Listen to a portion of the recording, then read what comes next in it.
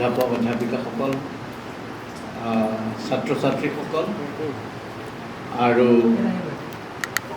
অন্যান্য ইয়াত যিখিনি উপস্থিত আছে সকলোকে মই নমস্কাৰ জনাইছোঁ। শংকৰদেৱ অধ্যয়ন ক্ষেত্ৰৰ দৰে এটা ইউনিট এনে এখন কলেজত স্থাপন কৰাটো অতিকৈ উপযোগী কাম এটা হৈছে। মই এই কামটো কৰিবলৈ চিন্তা কৰা ব্যক্তিসকললৈ প্ৰথমতে মই ধন্যবাদ জ্ঞাপন কৰিছোঁ আৰু শলাগ লৈছোঁ। শ্ৰীমন্ত ফাউণ্ডেশ্যনৰ কথা কোৱা হৈছে। আমাৰ এটা অৰ্গেনাইজেশ্যন আছে Srimanta foundation for culture and society বুলি, এইটো 2003 চনত আৰম্ভ কৰা হৈছিল। আমাৰ কেইবাজনো প্ৰাতঃস্মৰণীয় ব্যক্তি অসমৰ, ডক্টৰ ভূপেন হাজৰিকা, ভূপেনদাৰ লগত মোৰ খুব সৌহাৰ্দ্য আছিল বহুদিন ধৰি।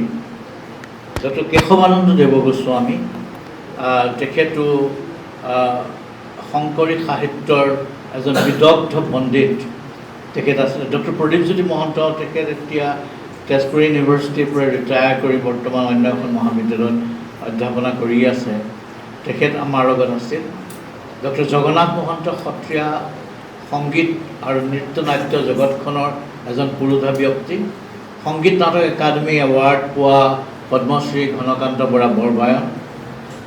মোৰ মাতৃ ডক্টৰ নিৰুপমা মহন্ত, তেখেতেও সত্ৰ আৰু সত্ৰ পৰম্পৰাৰ বিষয়ে তেখেতে ডক্টৰেট হৈছে। গতিকে আমি আৰু মই আছিলোঁ। গতিকে মই পৰিচালন ন্যাসৰক্ষী আৰু এনেধৰণৰ পুৰোধা ব্যক্তিসকল লৈ পেলাই আমি আগবাঢ়িছিলোঁ 2003 চনতে। আমাৰ প্ৰথম ফ'কাছ এৰিয়াটো আছিলে শংকৰদেৱৰ বিষয়ে চৰ্বিত শ্ৰৱণ হৈ থাকে, যথেষ্ট ধৰ্মীয় অনুষ্ঠান গঢ়ি উঠিছে। আমি অন্য এটা ধৰ্মীয় অনুষ্ঠান গঠন কৰাৰ কথা ভবা নাছিলোঁ।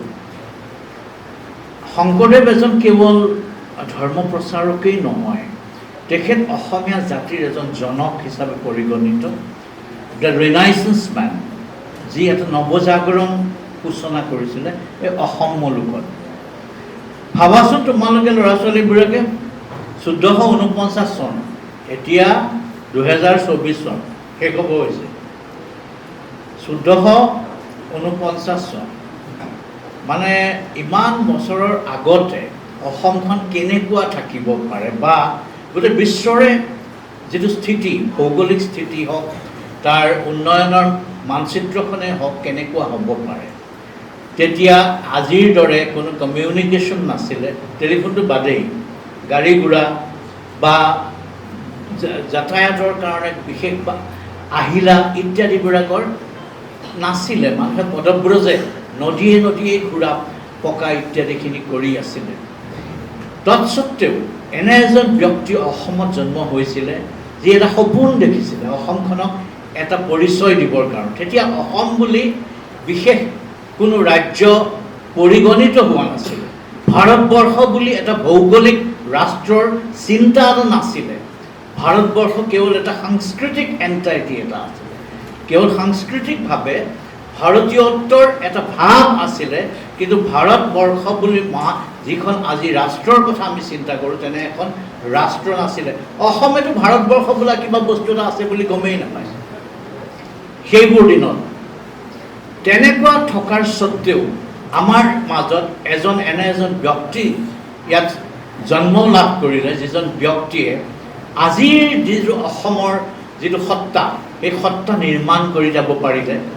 তেওঁ এটা ভাষা দিব পাৰিলে, আমাক এটা সংস্কৃতি দিব পাৰিলে, আমাক এটা ধাৰা দিব পাৰিলে, যি ধাৰাৰ ওপৰত আমি ভিত্তি কৰি পেলাই এটা স্বকীয়তা পৰিচয় আমি সজোৰে প্ৰতিপন্ন কৰিব পাৰিলোঁ পৃথিৱীৰ বুকুত।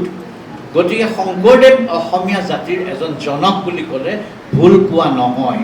তেওঁ কেৱল মই কোৱা মতে ধৰ্ম প্ৰচাৰকেই নাছিলে, তেওঁ নৃত্যকৰ আছিলে, তেওঁ নাট্যকাৰ আছিলে, তেওঁ গীত ৰচনা কৰিছিলে, তেওঁ জনসত্তা, জন আগ্ৰহ, জনসংগ্ৰহ কৰিব পাৰিছিলে, ছ'চিয়েল ৰিঅৰ্গেনাইজেশ্যন যাক কোৱা যায়। তেওঁৰ যিটো চিন্তাধাৰা, তেওঁ যিটো অসম মুলুকৰ সপোন দেখিছিলে, তাক এটা স্থায়িত্ব প্ৰদান কৰিবৰ কাৰণে এটা বিশেষ সামাজিক কাঠামো নিৰ্মাণ কৰি থৈ গৈছে, যিটো তেওঁৰ সময়ৰ ভক্তি আন্দোলনৰ যিটো পিৰিয়ড আছিলে ভাৰতবৰ্ষত, অন্যান্য গুৰুসকলে তেতিয়া এই ধৰণে কৰা নাছিলে। তেওঁলোকৰো বহুত অৱদান আছিলে বাকী ভাৰতবৰ্ষৰ ভক্তি আন্দোলনৰ সময়ছোৱাত। এটা বিৰাট জনজাগৰণ চলিছিলে, লিবাৰেল মানে তেওঁ ভাষাটো, তেওঁ যিটো ঈশ্বৰ চিন্তাৰ কাৰণে যিটো মাধ্যম, সেই মাধ্যম কোনো নালাগে থাকিব, সাধাৰণ মানুহেও ঈশ্বৰৰ চিন্তা কৰিবৰ কাৰণে তেওঁলোকৰ অধিকাৰ আছে। এইখিনি চিন্তাটো প্ৰতিপন্ন কৰিবলৈ সাধাৰণ মানুহকো তেওঁ এটা অধিকাৰ সাব্যস্তকৰণ কৰাত তেওঁ আগভাগ লৈছিল। এনিৱে, মই শংকৰদেৱৰ জীৱন গাথাৰ বিষয়ে বিশেষ কথা নকওঁ, সেইটো যিকোনো তোমালোকে গম পাবা, ক'ত জন্মগ্ৰহণ কৰিছিলে, তেওঁ সত্যসন্ধা, আইমাক, খেৰকুটি ইত্যাদিখিনি তোমালোকে নিশ্চয় পঢ়া শুনা সেইখিনি কৰিছাই। মহেন্দ্ৰ কন্দলীৰ টোলত তেওঁ 12 বছৰ বয়সৰ পিছত তেওঁ শিক্ষা গ্ৰহণ কৰিছিলে, তেতিয়া টোল শিক্ষা আছিলে। তেওঁ সৰুতে বিভিন্ন ধৰণৰ ঐশ্বৰত্ব প্ৰকট কৰা বুলি কোৱা হয়। আচলতে কি হৈছিলে, পিছৰ যিটো পিৰিয়ডত সত্ৰ যিটো স্থাপন হ'ল, শংকৰদেৱে এটা কাঠামো নিৰ্মাণ কৰিছিলে বৰদোৱা সত্ৰতে। তেওঁ থান নিৰ্মাণ কৰি পেলাই ধৰ্মৰ মানে তেওঁ নামঘৰটো কেন্দ্ৰ কৰি চাৰিওকাষে হাতী কিছুমান বনাইছে। হাতী মানে বেৰেক্স, থকা জেগা। এইফালে বায়নত গীত মাত ইত্যাদিখিনি বায়ন হাতী, যিখিনিয়ে খোল বজাব পাৰে, যিখিনিয়ে তাল বজাব পাৰে, তেনেকুৱা ধৰণৰ মানুহখিনি বায়ন হাতী। মই উদাহৰণ এটা দিছোঁ। কোনোবা এটা জেগাত গায়ন হাতী, যিখিনিয়ে গাব পাৰে, যিখিনিয়ে কীৰ্তন কৰিব পাৰে, যিখিনিয়ে সুললিত কণ্ঠৰে প্ৰেক্টিছ কৰিব পাৰে, তেওঁলোকৰ কাৰণে এটা বেৰেক মানে থকা জেগা। সেই তেনেকৈ হাতী বুলি কয়। হা মূৰ্ধন্য টি দীৰ্ঘৰিকাৰ হাতী, চাৰি হাতী বুলি কোৱা হয়। মধ্যমণি কেন্দ্ৰবিন্দু হয় নামঘৰ, আৰু তাৰ চাৰিওকাষে এনেধৰণৰ হাতী নিৰ্মাণ কৰি তাত এক্সপাৰ্টিজ গঠন কৰিবৰ কাৰণে তেওঁ ভক্তসকলক তাত ৰখুৱাই তেওঁ চৰ্চা কৰিছিলে, ঈশ্বৰ বন্দনা কৰিবৰ কাৰণে এটা প্ৰেক্টিছ আৰম্ভ কৰাইছিলে। তাৰ মাজতে তাৰ যোগেদি অসমত এটা অৰ্থনীতি তৈয়াৰ হ'ল। এনিৱে, মই এইখিনি কথা পিছলৈ আহিম। কেনেকৈনো আমি শংকৰদেৱ চিন্তাৰ কাৰণে মই ব্যক্তিগতভাৱে আকৃষ্ট হৈছিলোঁ তাকে মই ক'বলৈ যাওঁ। প্ৰিন্সিপাল মহোদয়ে আমাৰ ছাত্ৰ ছাত্ৰীসকলক কৈছিলে যে ময়ো তোমালোকৰ দৰেই ঘৰৰ পৰা ওলাই অহা, গাঁৱৰ ঘৰৰ পৰা ওলাই অহা মানুহ। মোৰ স্কুলখন আকৌ বালিকা বিদ্যালয় আছিলে। মই কোঁৱৰপুৰ মজলীয়া বালিকা বিদ্যালয়ত পঢ়া। নামটো বালিকা বিদ্যালয়, কিন্তু আমাৰ তাত বালকবোৰো থাকে। আমাৰ তাত আকৌ বালক বিদ্যালয় এখনো আছে, তাত আকৌ বালিকাও থাকে। কেছটো কেনেকুৱা মই পিছত প্ৰিন্সিপালবিলাকক সুধিছোঁ, টিচাৰ হেডমাষ্টাৰবিলাকক। তেওঁলোকে কৈছে এইটো যেতিয়া ব্ৰিটিছৰ দিনতে পঞ্জীয়নভুক্ত হৈ থাকিলে, নামটো চেঞ্জ কৰিলে কি হ'ব, পঞ্জীয়নৰ খেলি মেলি লাগিব। সেইকাৰণে সেই যিটো নাম থাকিলে, মই কৈছোঁ মোৰ লাজেই লাগে ক'বলৈ বালিকা বিদ্যালয় পঢ়া বুলি ক'বলৈ, এইটো চেঞ্জ কৰিব নোৱাৰিলে। তেতিয়া কৈছে পঞ্জীয়নটো ৰিনিউ হ'ব লাগিব, তেতিয়া তেওঁলোকে যিখিনি এছিষ্টেণ্ট ইত্যাদি পাই আহিছে সেইবিলাকৰ ওপৰত অসুবিধা হ'ব, গতিকে নামটো চেঞ্জ কৰাটো নহ'ব। এনিৱে, মই স্কুললৈ যাওঁতে হাতত ঢাৰি পাতি লৈ যাবলগীয়া আছিলে। আমি তেনেধৰণৰ স্কুলত পঢ়া। আমাৰ শিক্ষয়িত্ৰী চম্পেশ্বৰী বাইদেউক এতিয়াও মই চেলিউট কৰি থাকোঁ। আমাৰ কি বুলি কয়, চেকনিৰ আগত বিদ্যা আছিলে। আৰু মই এখন সত্ৰত বিলং কৰোঁ, কোঁৱৰপুৰৰ খাটপাৰ সত্ৰ বুলি এখন সত্ৰত বিলং কৰোঁ। মোৰ মাতৃ মেট্ৰিক পাছ কৰাৰ পিছত, আগতে আয়ে পাছ কৰে বুলি কয়, নিশ্চয় ল'ৰা ছোৱালীবোৰে শুনিছেনে, মানে ইণ্টাৰমিডিয়েটলি পাছ কৰে। ক্লাছ 11টো আয়ে বুলি কৈছিলে আগতে, 11 আৰু 12 আয়ে বুলি কৈছিলে আগতে। মায়ে আয়ে পঢ়ি থাকোঁতে বিয়া হৈছে। বিয়া হৈ পেলাই মাৰ 5টা ল'ৰা জন্ম হ'ল, আৰু প্ৰতিটো ল'ৰা জন্ম হওঁতে এটা পৰীক্ষা হয়। মায়ে তেনেকৈ MA পাছ কৰিলে। সত্ৰৰ বোৱাৰী হৈ বহুত নৈষ্ঠিকতা কিছুমান পালন কৰিব লাগে। শিষ্যবৰ্গ ইত্যাদিখিনি আহে, তাত দীক্ষা চলে, শৰণ দিয়া কাম চলে। তাত সত্ৰত আমাৰ কেইবাভাগো প্ৰসংগ হয়, তাত বিভিন্ন ধৰণৰ কিছুমান অনুশীলনী ডেইলি হয়। তাৰোপৰি তুমি স্কুললৈ যাব লাগিব, তাৰোপৰি ডিবেটিং কৰিব লাগিব, ফুটবল খেলিবগৈ লাগিব। 5টাকৈ ল'ৰা, অত্যাচাৰী ল'ৰা, পেণ্টটো পিন্ধি আহি স্কুলৰ পৰা আহি দিলে দলি মাৰি, পেণ্টটো সিফালে জোতাযোৰ মাৰি দিলে দলিয়াই। সেইবোৰ ঠিক কৰি মহিলা বিশেষ নাছিলে, গতিকে মায়ে সেইবোৰ চব চম্ভালিব লাগে। মায়ে কলেজৰ প্ৰফেচৰ আছিলে, গতিকে সমুদায় বস্তু চম্ভালি ভাত পানী বনাই কাঁহী বাতি ধুই মায়ে ৰাতি যেতিয়া অলপ পঢ়িব লাগে, মই ঋতু ৰুমত ৰৈ থাকোঁ। মায়ে গীত গায়, ৰাতি প্ৰায় 10:30মান বজাত এটা গীত গায়। সেই গীতটো শুনিবলৈ মোৰ ককা আৰু আইতাও তেনেকৈ ৰৈ থাকে। ককা আইতায়ো সত্ৰাধিকাৰ আছিলে, আৰু মায়ে গীতটো গোৱাটো শুনি বৰ সুললিত কণ্ঠেৰে মায়ে গীত গায়। যিকোনো ধৰণৰ এটা নামঘোষাৰ এটা ঘোষা হ'ব পাৰে, এটা প্ৰাৰ্থনা হ'ব পাৰে, আৰু সেই গীতটো শুনিবলৈ ককাও ৰৈ থাকে। তাৰপিছতহে টোপনি যায়। তাৰপিছত ৰাতিপুৱা উঠি পেলাই আকৌ জীৱন যুদ্ধ আৰম্ভ হৈ যায়। তেনেকৈ মায়ে PhD কৰিলে, ডক্টৰেট কৰিলেগৈ। তেওঁ মাৰ 5 নম্বৰ ল'ৰাটোৱে শ্যাম কানু মহন্ত, সি আজি গুৱাহাটীতে থাকে, সি বিয়া পতাৰ পিছত মায়ে ডক্টৰেট কৰিছে। গতিকে আমি এখন সত্ৰত ডাঙৰ দীঘল হৈছোঁ। আমি সন্ধ্যা গুণমালা গোৱাটো আমাৰ নিয়ম। স্কুলৰ পৰা আহি কঠীয়ানিত পানী দিবই লাগিব। মই এইকাৰণে কৈছোঁ, সত্ৰ জীৱনৰ শংকৰদেৱে স্থাপন কৰি যোৱা জীৱন প্ৰক্ৰিয়াৰ এটা অংশ হিচাপে আমি কেনেধৰণেৰে জীৱনটো নিৰ্বাহ কৰিছোঁ। আজিকালি ল'ৰা ছোৱালীবিলাকেতো সেইটো কৰিব দৰকাৰ নাই। Life is damn good, mobile আছে, টাইম কাটি যায় বঢ়িয়াকৈ। আমি স্কুললৈ 9টা বজাত ভাত খাই চাইকেল কৰি গভৰ্ণমেণ্ট স্কুললৈ 4 কিলোমিটাৰ ডেইলি চলাই যাওঁ। হেৰিয়ৰ ৰাস্তা, গ্ৰেভেলৰ ৰাস্তা, মানে কোনো পকা ৰাস্তা নহয়। আৰু 4 কিলোমিটাৰ চলাই গৈ শিৱসাগৰ গভৰ্ণমেণ্ট স্কুলত পঢ়োঁ। 3টা বজাত আহি ভাত খাই গ'লোৱে খেলিবলৈ। প্ৰথমতে কঠীয়ানিত পানী দিব লাগিব, সেইটো দিবই লাগিব, কামখিনি কৰিবই লাগিব। এই যিটো অনুশাসন, এই যিটো এটা জীৱনৰ প্ৰক্ৰিয়া, এই প্ৰক্ৰিয়াৰ মাজেদি এটা বিশেষ শিক্ষা আহৰণ কৰাটোত আমাৰ সুবিধা হৈছিলে। আৰু এইটো শংকৰদেৱ মুভমেণ্টৰ এটা অংশ হিচাপে আমাৰ জীৱনটো পৰিচালিত হৈছে। সেইকাৰণে কৈছোঁ, আমাৰ যি মূল্যবোধৰ যিটো ধাৰা, সেই ধাৰাটোৰ ভেটি আছিলে শংকৰদেৱ মুভমেণ্ট। মই যেতিয়া শংকৰদেৱ মুভমেণ্ট বুলি কৈছিলোঁ, শংকৰদেৱে নিজে যিটো কৰি গ'ল, কেৱল তাতে সীমাবদ্ধ থকা কথাটো কোৱা নাই।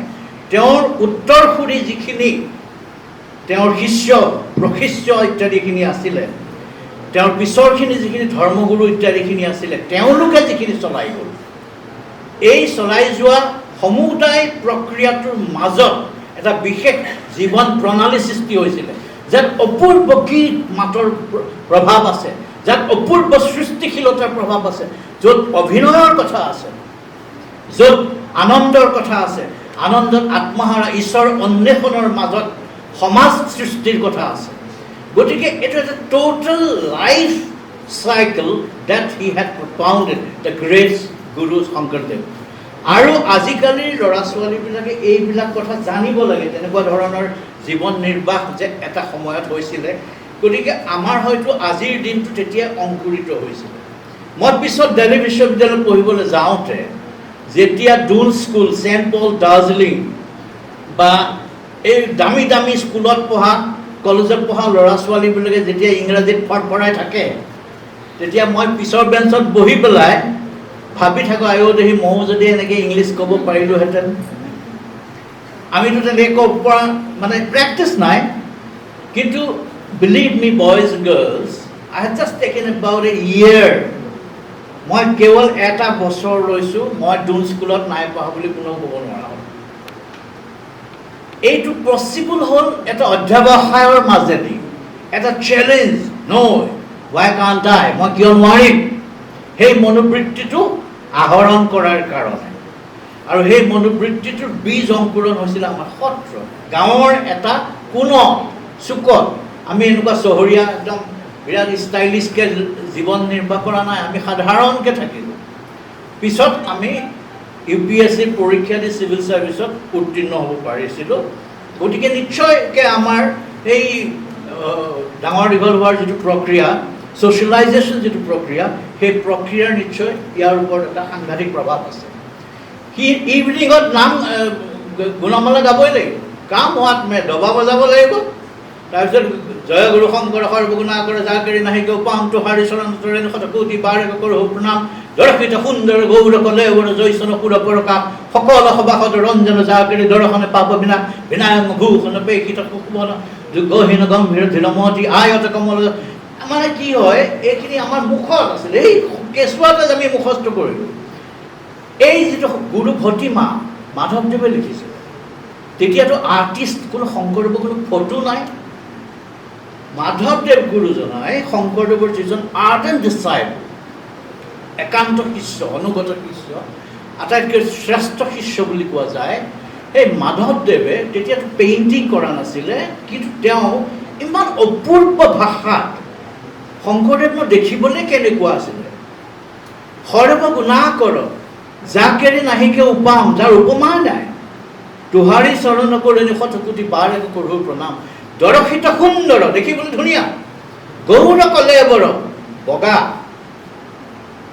কি বুলি কয়, দৰ্শিত সুন্দৰ গৌৰ কলেৰ জয়চন সুৰপৰকা সকলো সবাসত ৰঞ্জন যাকেৰি দৰ্শনে পাপ বিনা, যাক দেখিলে যিমান মানুহ থাকে তেওঁলোকৰ পাপ বিনাশ হৈ যায়। এনেকুৱা ধুনীয়াকৈ লাগিছে, হাতখন কিমান দীঘল, তেওঁ ভৰিটো কেনেকুৱা, তেওঁ কেনেকৈ খোজ কাঢ়ে, তেওঁ খোজ কাঢ়িলে কেনেকুৱা লাগে মানুহৰ, ইত্যাদিবিলাক এনেকৈ সুন্দৰ বৰ্ণনা কৰি গৈছে বিষ্ণু ৰাভাই। সেই বৰ্ণনা পঢ়ি ৰোমাঞ্চিত হৈ তেওঁৰ এখন ছবি আঁকিছিলে। এই ছবিখন মই আটাইতকৈ ভাল পাওঁ। শংকৰদেৱৰ ছবি বহুত হৈছে আজিকালি, কিন্তু মই প্ৰকৃততে বিষ্ণু ৰাভাৰ ছবিখন আৰু এখন ছবি গুৱাহাটীৰ এটা ৰিণ্টু খাৰঘৰীয়া নামৰ এজন ল'ৰাই শংকৰদেৱৰ এখন ছবিখন ৰাখিব পাৰে এখন কলেজত। সেইখন ছবি এই যিটো ডেছক্ৰিপশ্যন মাধৱদেৱ গুৰুজনাই দি গ'ল, সেই ডেছক্ৰিপশ্যনৰ লগত মেটচ কৰে শংকৰদেৱৰ সেইখন ছবি। কাৰণ মানুহজনৰ প্ৰকাশ্য ৰূপটো চিন্তা কৰিবলৈ হ'লে এটা কিবা এটা থাকিলে ভাল। এতিয়া বিষ্ণু ৰাভাই অকাখন গভৰ্ণৰ তাত আছে ডাঙৰকৈ, সেইখনো খুব প্ৰযোজ্য বুলি মই ভাবোঁ। কাৰণ অসমৰ নিচিনা জেগাত এই তেনেধৰণৰ শংকৰদেৱৰ অলপ মংগলয়েড অৰিয়েণ্টেশ্যন এটা আছে সেইখন ছবিত, আৰু which is only right thing to do. আমি তাকে মই শ্ৰীমন্ত ফাউণ্ডেশ্যনে আমি যিটো কাম কৰিবলৈ গৈছিলোঁ, তাত আমি শংকৰদেৱৰ কথা পাতোঁতে আমি এটা বৰ উদ্বেগেৰে এটা কথা লক্ষ্য কৰিছোঁ যে আমি বিশ্ব দৰবাৰৰ কথা বৰকৈ কৈ থাকোঁ। আমাৰ বিভিন্ন ৰাইজে কয় বিশ্ব দৰবাৰ প্ৰতিষ্ঠা কৰিব লাগে। য়েছ, বিশ্ব দৰবাৰ প্ৰতিষ্ঠা কৰিব লাগে, ইংৰাজীত হ'ব লাগে। মই এখন ইংলিছত লিখিছোঁ, ৱাজবীৰ হুছেইনৰ লগত ছাত্ৰ এণ্ড দৰগাজ অফ ইছলাম বুলি এখন কিতাপ ময়ো লিখিছোঁ। শংকৰদেৱৰ বিভিন্ন ধৰণৰ আস্পেক্ট, বিশেষকৈ আৰ্ট এণ্ড লিটাৰেচাৰ, বিশেষকৈ প'মছ এণ্ড লাইক ভাৰ্চেছ, বিশেষকৈ কীৰ্তন ঘোষাই হওক বা অন্যান্য গীতসমূহেই হওক, সেইখিনিৰ ওপৰত নৃত্য বিশেষকৈ সত্ৰীয়া নৃত্য বুলি যাক কোৱা হৈছে, মেনুস্ক্ৰিপ্টছ, যিখিনি মেনুস্ক্ৰিপ্ট সেইখিনি লিখি থৈ গৈছিলে। এতিয়া পেইণ্টিং, শংকৰদেৱে পেইণ্টিঙো কৰিছিলে। চিহ্ন যাত্ৰা নামৰ ভাওনাখন, নাটকখন যেতিয়া কৰিছিলে, this was not officially recognised as a Bhaona. বৰদোৱাত আহি পেলাই তেওঁ বিভিন্ন তীৰ্থস্থান ভ্ৰমণ কৰি ঘূৰি আহি পেলাই বৰদোৱাত যেতিয়া পুনঃ বহিছিলেহি, তেতিয়া তেওঁ ভাবিলে কি ধৰণেৰে আমি মানুহক এই ধাৰাটোৰ প্ৰতি, ভাগৱতী এক শৰণ ভাগৱতী বৈষ্ণৱ ধৰ্মটোৰ মূল প্ৰতিপাদ্য বিষয় হ'ল বিষ্ণু বা কৃষ্ণ। তেওঁৰ সাধনাই, তেওঁৰ অন্বেষণেই তেওঁক পাবৰ কাৰণে, কৃষ্ণত্ব অৰ্জন কৰিবৰ কাৰণে ভকতে আগবাঢ়িব লাগে। সেই বস্তুটোতে তেখেতে বিচাৰিছিলে, আৰু তাকে কৰিবলৈ যাওঁতে তেওঁ চিহ্ন যাত্ৰা বুলি এখন নাটক বুলি কোৱা তেওঁ নাছিলে, তেওঁ এটা অনুষ্ঠান সম্পৰীক্ষা কৰিছিল। তেতিয়াই তেওঁ খোল নিৰ্মাণ কৰোৱালে, কঁহাৰৰ হতুৱাই তাল বনোৱালে, তেওঁ তাত চিত্ৰপট নিজে আঁকিলে, নিজে আঁকি তাত অভিনয় কৰোৱালে, নিজেও অভিনয় কৰিলে আৰু কেইবাজনো অন্যান্য ভকতৰ হতুৱাই তেওঁ অভিনয় কৰালে। তাকে দেখি তেতিয়া প্ৰথম এই দৃশ্যশ্ৰব্য অসমত এটা অনুষ্ঠান কৰিছে অসমৰ ইতিহাসত। তাৰ আগতে এইবিলাক অসমত নাছিলে। তেওঁ নিশ্চয় ভাৰতমণিৰ নাট্যশাস্ত্ৰৰ যিখিনি প্ৰতিপাদ্য বস্তু সেইখিনি লৈছিলে। তোমালোকৰ আমাৰ এখন মহাবিদ্যালয়ৰ এগৰাকী প্ৰবক্তা ইংৰাজী বিষয়ৰ, তেখেতে যিখন ইংৰাজীলৈ শংকৰ গুৰুজনাৰ 6খন নাট ইংৰাজীলৈ অনুবাদ কৰিছে, এইটো খুব ভাল কাম এটা হৈছে। এইখন নাট যিখন লিখিলে শংকৰ গুৰুজনাই, ইয়াত এই প্ৰথম আৰম্ভণিৰ গদ্য, বিশেষকৈ ভাৰতৰ ইতিহাসত, সাহিত্যৰ ইতিহাসত প্ৰথমতে কবিতাৰহে ফ'কাছ, প'মছৰ প্ৰকাশ, প্ৰ'জ অৰিয়েণ্টেশ্যন ভট্টদেৱৰ কথাগীতাৰ পৰা বুলি কোৱা হয়। কিন্তু তাৰো আগতে শংকৰদেৱে অংকীয়া নাটত প্ৰ'জ লিখিছিলে। আৰু এইটো ভাৰতবৰ্ষতে সেই সময়ত তেওঁৰ সমসাময়িক শ্বেক্সপিয়েৰে ইংলেণ্ডত সেইখিনি কৰিছিলে। এই প্ৰ'জ লিখা শংকৰদেৱে আমাৰ ইয়াত ভাৰতবৰ্ষৰ অগ্ৰণী ভূমিকা পালন কৰা অন্য এজন ব্যক্তি আমাৰে শ্ৰীমন্ত শংকৰদেৱ। এনিৱে, এই তেখেতৰ নাট্যশাস্ত্ৰৰ পৰাই হওক বা অন্যান্য সংস্কৃত সাহিত্যৰ পৰাই হওক, বিভিন্ন তেওঁ উপাদান গ্ৰহণ কৰি তেওঁ ইয়াত এক অপূৰ্ব সাহিত্যৰ সম্ভাৰ সৃষ্টি কৰিছিলে। আৰু সেইখিনি কৰোঁতে তেওঁ আনকি স্থানীয় বড়োসকলৰ হওক, মিচিংসকলৰ হওক, অন্যান্য জনজাতি জনগোষ্ঠীসমূহৰ বিভিন্ন ধৰণৰ সাংস্কৃতিক উপাদান তেওঁৰ এই সৃষ্টিসমূহত তেওঁ অন্তৰ্ভুক্ত কৰিছিলে। জ্যোতিপ্ৰসাদৰ এটা লিখা নিশ্চয় আপোনালোকে লক্ষ্য কৰিছে। তেওঁ যেতিয়া বৰদোৱা সত্ৰলৈ আহিলে, জাৰ্মানীৰ পৰা ঘূৰি আহি পেলাই, তাত বৰদোৱা সত্ৰত যি গুৰু আসনৰ যিটো আৰ্কিটেকচাৰেল ডিজাইন যেতিয়া জ্যোতিপ্ৰসাদে লক্ষ্য কৰিলে, তাত তেওঁ European modern Cubist art form লক্ষ্য কৰিলে। তাত যেতিয়া হস্তীৰ পাপহস্তীয়ে নামসিংহই দমন কৰি ৰখা যিটো সাউথ ইষ্ট এছিয়ান, দক্ষিণ পূব এছিয়াৰ যি ড্ৰেগন সদৃশ এটা সিংহ তেওঁ বনাইছে, সিংহ নামত হৈছে, কিন্তু এইটো সিংহলৈ নহয়, যিটো তেওঁ ডিজাইন কৰোৱাইছিলে সেইটো ইট ইজ মোৰ like a dragon in south east Asia. এইটো বুদ্ধিষ্ট ফিলচফিৰ পৰা অকণমান ৰূপ তেওঁ ল'ব পাৰিছিলে হয়তো। গতিকে এনেকুৱা ৰিচ বস্তু তেওঁ সৃষ্টি কৰিলে। দেখি পেলাই জ্যোতিপ্ৰসাদে কৈছে, ইমান অপূৰ্ব আৰ্কিটেকচাৰেল ডিজাইন ইউৰোপতো মই দেখা নাই। মই এইটো দেখি বৰদোৱা সত্ৰত গুৰু আসনখন দেখাৰ পিছত মোৰ চাহাবটো মোক ইয়াতে এৰি থৈ পলাই লৰ মাৰিলে। জ্যোতিপ্ৰসাদে চাহাব হৈ আহিছিলে জাৰ্মানীৰ পৰা। তেওঁ ইমান অপূৰ্ব বস্তু চাহাবে বিচাৰি ফুৰা, আমি হীনমন্যতাৰে আমি চাহাবৰ মাজতে উৎকৃষ্ট বস্তু বিচাৰি ফুৰা মানুহ, তেওঁ আহি পেলাই দেখিছে ঘৰতে আছে। সেইটো দেখি পেলাই তেওঁ বোলে চাহাবটো তেওঁৰ উভতি লৰ মাৰিলে। গতিকে মই এইটোকে তোমালোকক বুজাব বিচাৰিছোঁ, তেওঁৰ যিটো আকাশলংঘী প্ৰতিভা, গগনচুম্বী তেওঁৰ যিটো ব্যক্তিত্বৰ মহিমা, সেইটোৰ বিষয়ে আমি বৰ্তমানৰ প্ৰজন্মই যদি অনুধাৱন কৰিব আমাৰ সক্ষমতা নাই, তেতিয়াহ'লে ইটছ ভেৰি ছেড, এইটো বৰ দুখৰ কথা। এতিয়া মই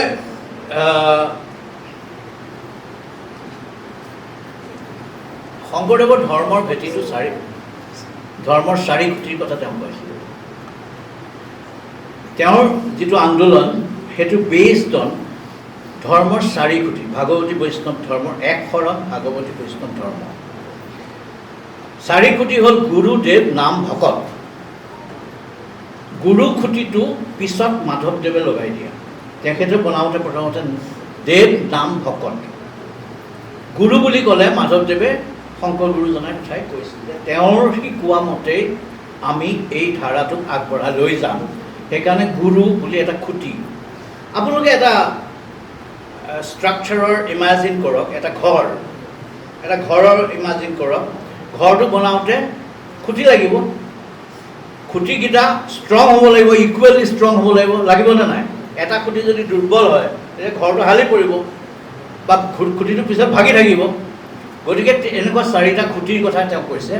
এটা হ'ল গুৰু, দেৱ, দেৱ মানে আমাৰ উপাস্য দেৱতা,